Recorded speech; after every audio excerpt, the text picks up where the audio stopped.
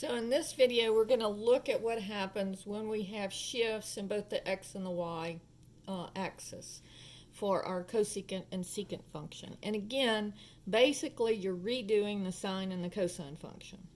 So here we have the cosecant function. So a reciprocal of that is the sine of theta, which starts at the midline. All right, so my cosecant function is going to start with a vertical asymptote, which we already know because that's something you should remember. Now this one's going to be flipped because of the negative. And so it's going to start with our first point. Our first point will be at the bottom.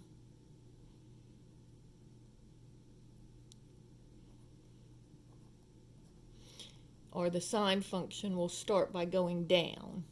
All right. Then we also know, let's look at our period. Well, let's look at our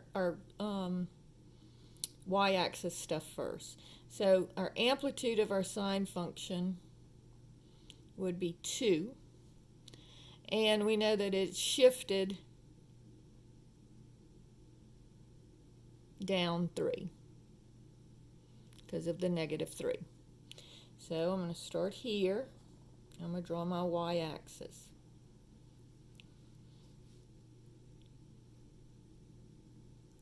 All right, so this is going to be -1, -2, -3. So here will be my midline at -3. And my amplitude is 2, so I'm going to go up 2. So this would be at -1, and I'm going to go down 2, so -3, -4, -5. So that's what this will look like. Now I should have pushed this over further because notice that, well, first of all, let's look at this. We have our period. Remember, we leave this added part off. We're looking just at the stuff that's multiplied with the x. So I have pi over 2 times x is equal to 2 pi. And so then I'm going to divide both sides by pi over 2. And I get x is equal to 2 pi over 1 times, and change this to multiplication, flip this, 2 over pi. So I get x is equal to 4. So my period is 4. All right? And so now, the last thing I have to know is where do I start? And so I'm going to set what's in the parentheses equal to 0. So pi over 2x plus pi equals 0. So subtract the pi,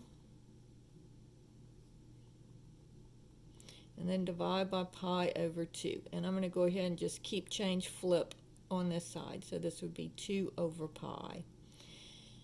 And so I'm going to start where x is -2. And notice when I divide 4 by 4, I get 1. So each time I'm going to go over 1.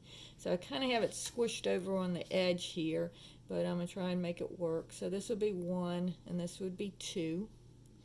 So we're shifting it over -2. And so this is going to be,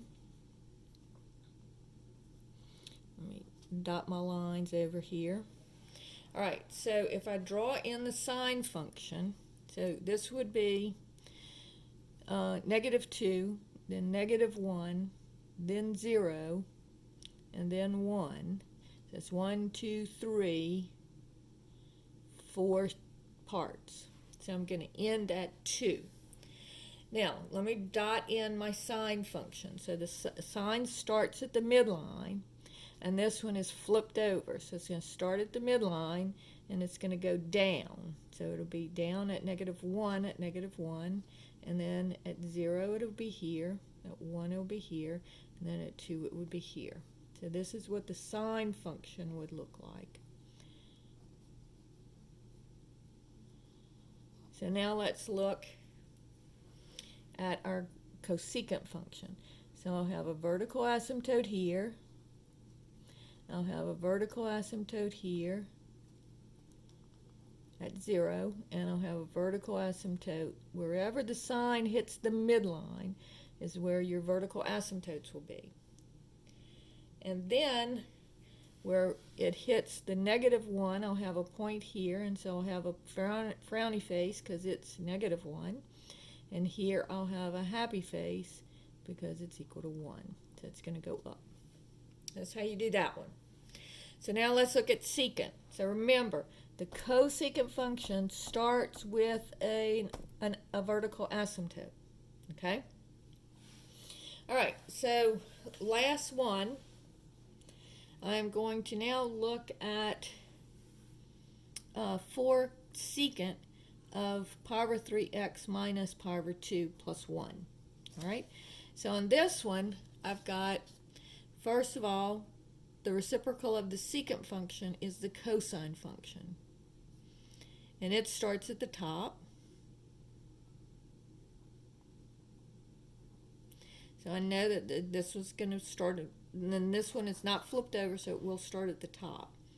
And so then my secant function will also start at the top.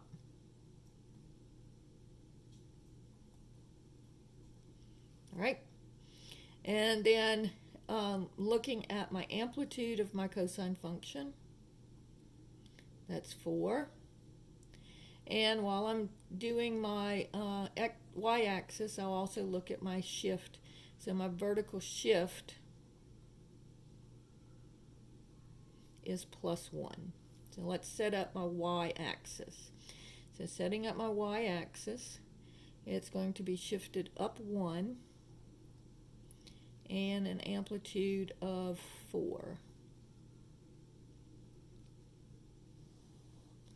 So 1, 2, 3. So here's my midline is up here at 1.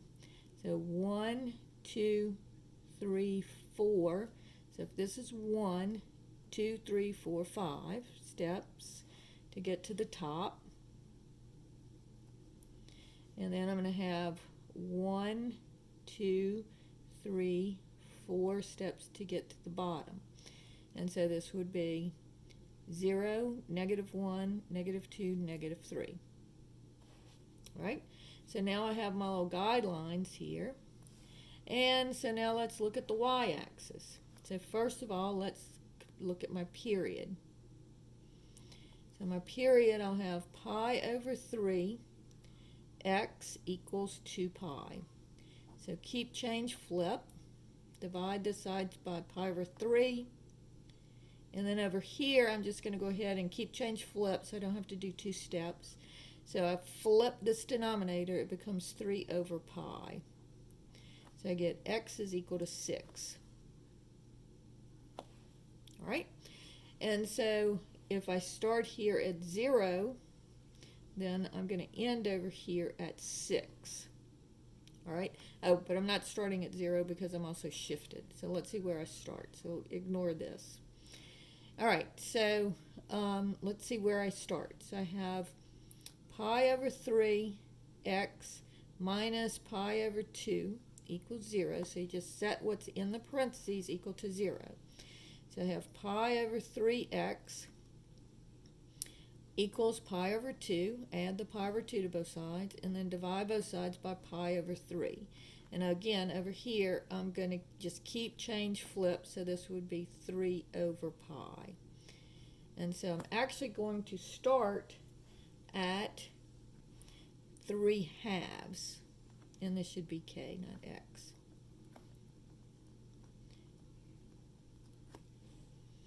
So this will be 1/2, 2/2, 3/2. And then I would have 6 plus 3/2 to where my end is. Let's just go ahead and see what my steps would be. So if I take 6 and divide it into 4 equal parts, then that would be 3/2. So I'm adding 3/2 every time. So 3/2 plus 3/2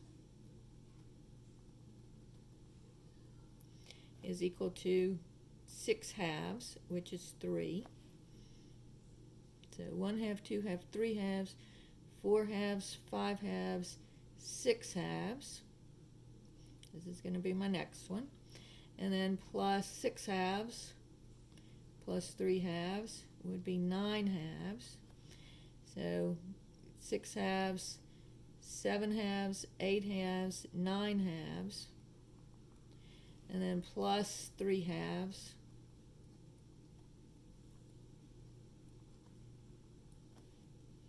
Is going to be 12 halves,